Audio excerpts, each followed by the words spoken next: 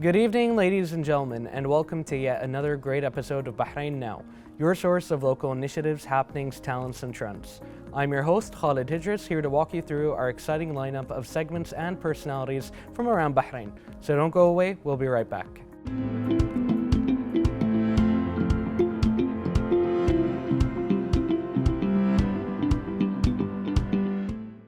As we approach winter, the weather gets drier, so does our skin. To highlight the importance of taking care of our skin routine, we are joined by consultant dermatologist Hussain Juma. Welcome, doctor. How are you doing today? Good. How are you? I'm very good, thank you. It's a pleasure to have us on the show with us. So I'd like to ask you, to begin with, can you address what are the main issues that we face with our skin during the winter?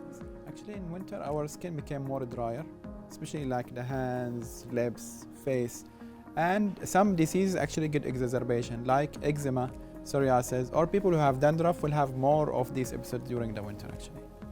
And what can be done to prevent all of this from happening? Okay. First of all, we have to hydrate ourselves, actually. Our skin is the largest organ in the body, so it's need really hydration from outside and inside. From inside, we need still to drink water. People actually think that water only in the summertime. No. Even in the winter, for adult, we need at least 1.5 to 2 liters per day. Then we need to hydrate our skin, especially after bathing time. So we need to apply lip moisturizer, hand moisturizer, body moisturizer, and the best time is directly after shower. And for people who have a duller skin, what can Yes. they do to give their skin a little bit more plumpness or life? First of all, for dullness, it's not mean that it's from skin outside layer.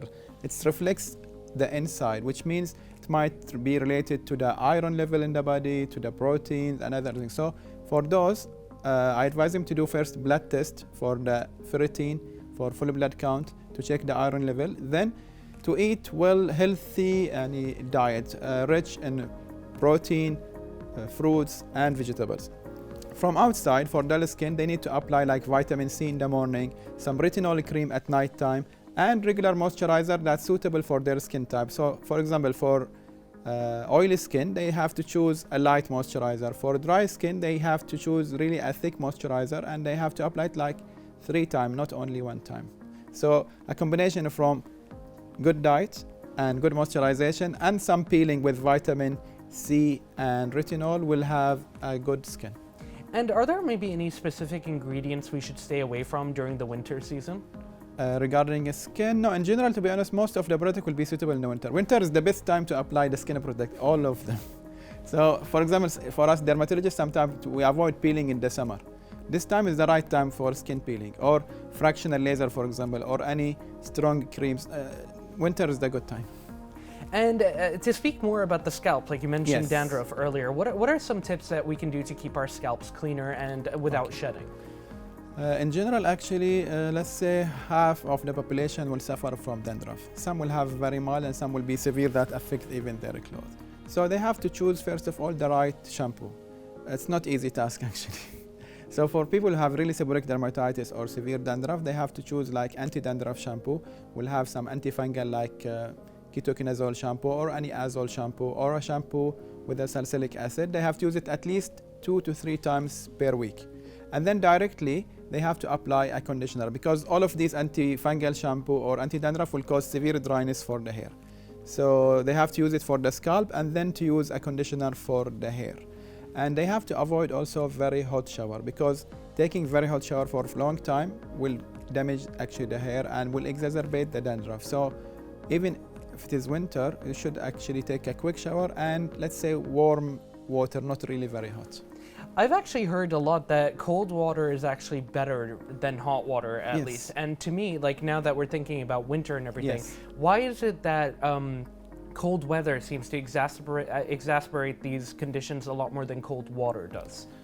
Well, actually, the weather itself will cause dryness, because also humidity level in Bahrain in this time of day will be a little bit less. Humidity is good for our skin.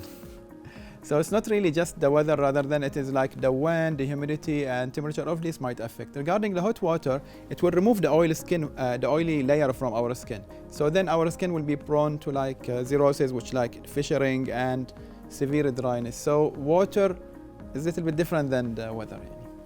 And for those who don't apply sunscreen, do they Yes. still have to apply it during the winter? Yeah, that's a good question. Actually, people think when it is cloudy or the weather is good means we don't need to apply sunscreen. No.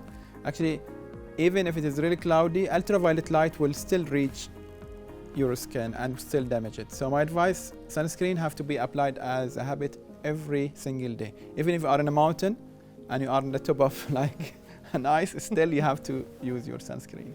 And to conclude, is there any advice that you'd like to give to anybody out there who might be struggling with their skin this winter?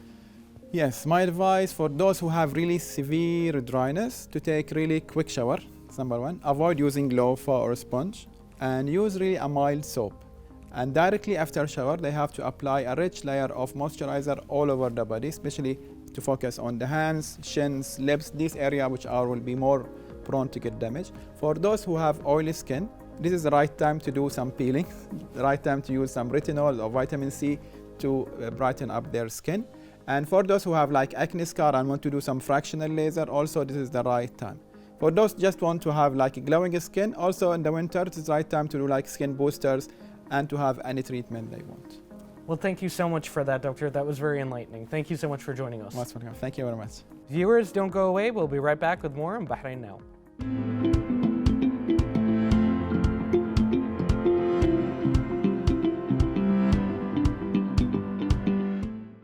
Two graduates from the College of Engineering, University of Bahrain have designed a walking aid robot specifically tailored for individuals with lower limb impairments caused by spinal cord injuries or cerebral palsy or stroke. And to know more about that, we are pleased to be joined here in the studio by mechanical engineering graduates Ammar Mahdi and Asma Mahmood. Welcome, guys. How are you doing? Thank you. Thank you. Fine, how are you? Alhamdulillah.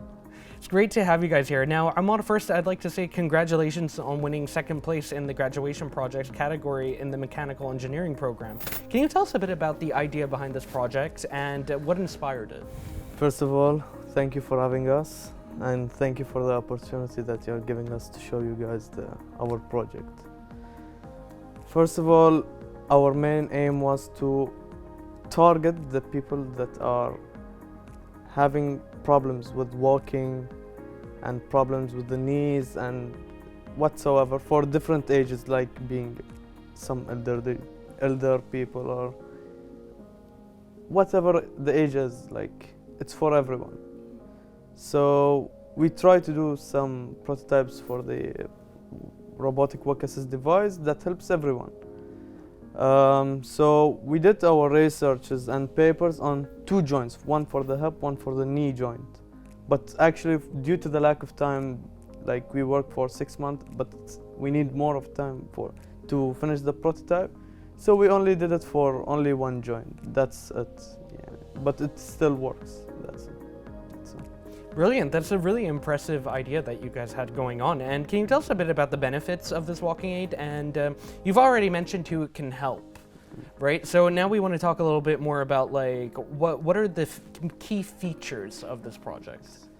Of course, as I said, the main target is for literally everyone, but it helps the people with the problem with having knee problem or low mobility actually.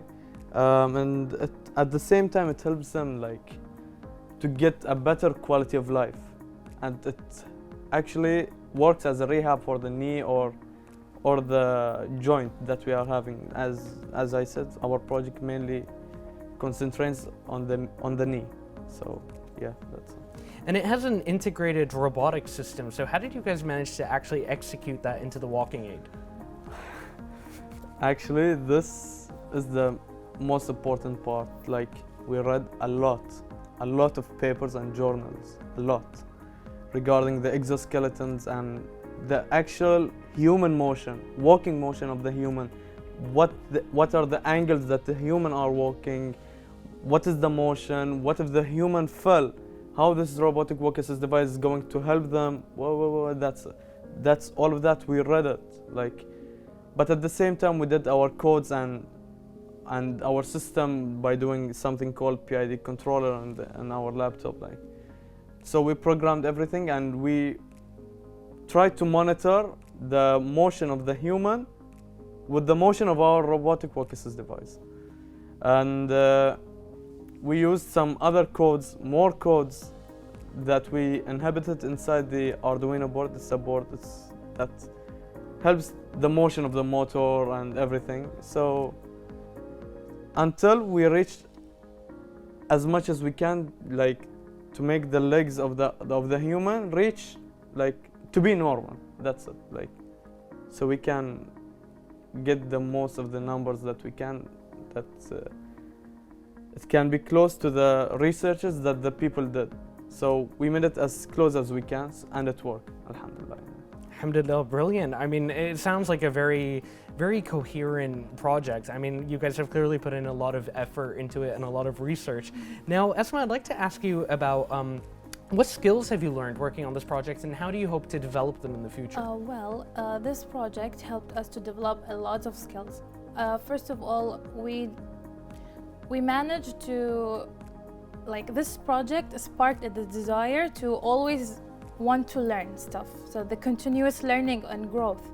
And also we managed to gain some technical expertise for our major and other majors, such as mechatronics, which is basically mechanical, and electronics. As Ammar said, the Arduino board, we didn't just learn about it like that. We had to read a lot about it. So this is kind of skill that we managed to gain. And also the robotic, it's a lot of knowledge, and that also. And also the human motion. So we had to read a lot of the biology behind the human walking motion. So this is exactly what we gained knowledge, but in the kind of skills that we get, we could gain a lot of communication skills. We had a lot of problem and a lot of so we had to come through all of that by talking a lot, and the problem solving. Yeah. I think it's great that you guys went through that, and like you said, like any project like this, it does take a lot of extra research. So like you guys said, like looking into biology, because I mean, a lot of machinery seems to be mimicking real world, biological movements, and also, communication. I mean, that's obviously a very important skill, particularly when you're working as a team and on such a important project, because obviously you're looking at development, you're looking at feedback. So I mean, I'm really happy for you guys for having that experience. Now back to you, Ammar. In your words, I'd like to visit a bit back on challenges. What are some of the difficulties that you faced, and how did you overcome them? The most important thing on whole of the project, that's all, is the time. But by working every day, daily work, we managed to conquer that time.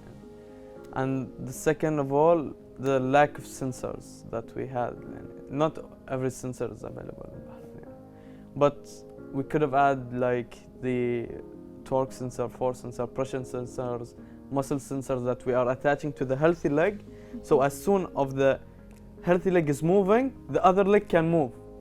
So we could have done that, but due to the time, we couldn't do that. But as we said, these are one of the problems that we even managed to conquer it. Like, we made it manual. So by using a joystick, the patient can move his or her leg manually. So by pushing the joystick upwards, he can move the leg upwards, backward. Very innovative. And when you guys are talking about this project, I feel like I'm hearing about something fantastical. So I'm sure that this was a great learning experience. In what areas do you feel like you learned a lot more? Yes, I'm a mechanical engineering major in the University of Bahrain. But as Asma said, this particular project is about mechatronics. So we added electronics major inside the mechanical major. So we get mechatronics. So this is a good thing for by going in the future, maybe get a job regarding this exact thing, mechatronics, is going to be something beneficial for us. Like, it's not gonna be something new for us. So we can improve ourselves by time, improve the project again by time, and especially the environment, the people around us. I think that's very brilliantly said. And Asma, how do you value the support provided by both the university and the college? Well, a lot of things. We needed some like professors, so we are very grateful and thankful for them that they gave us the support that we need and the time that we needed. So they helped us to, you know, come through all the problems that we faced, and we are very thankful for them, all of them. Brilliant. And revisiting what I asked Ammar towards the beginning, how did it feel to win second place at the graduating projects exhibition? Well, it's first of all, we manifested it, and then it didn't feel real at the beginning, and then we just were so happy because it boosted our our self-confidence, and our, as I said earlier, the desire to learn more stuff, to gain more stuff, and yeah.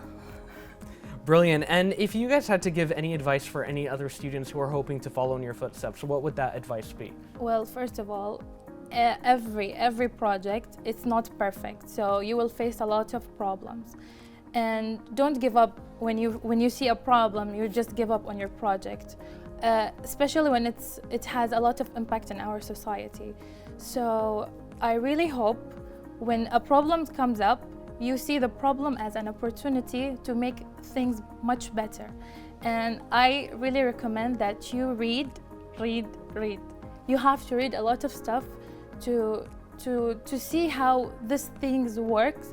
So, you know, I don't know how to say that, but you have to not just focus in one major. You have to look widely. So when you face a problem, you know it's not just about this major or that major. So you have to, you know, widen your expand your horizons. Yes, expand your horizons. So yeah. Well, I think that was brilliantly said, and you know, I thank you guys so much for joining us. I think that this is an amazing project, and I wish you guys all the best going forward. Thank you so for much. having us. Thank you so much.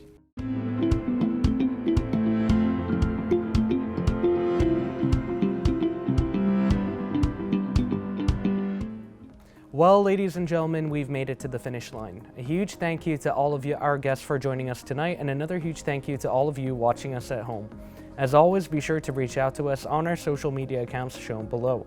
We love to hear from you. This was Khalid Hidris. Until next time, good night and God bless.